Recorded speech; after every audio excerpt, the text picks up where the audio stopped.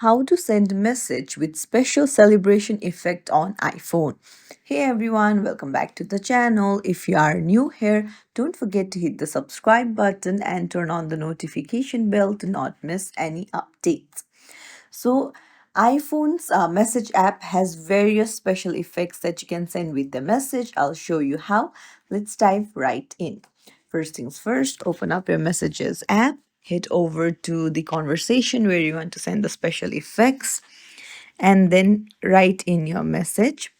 And just press and hold on the blue arrow, and then you can see something like this appear. Go to screen tab, and then you can see there are various effects. You just need to swipe, and there you can see you can choose from the effects and then tap on the arrow icon. And you can see that now your message has been sent with the confetti effect. So if you found this tutorial helpful, don't forget to like the video and subscribe to our channel. Thank you for watching.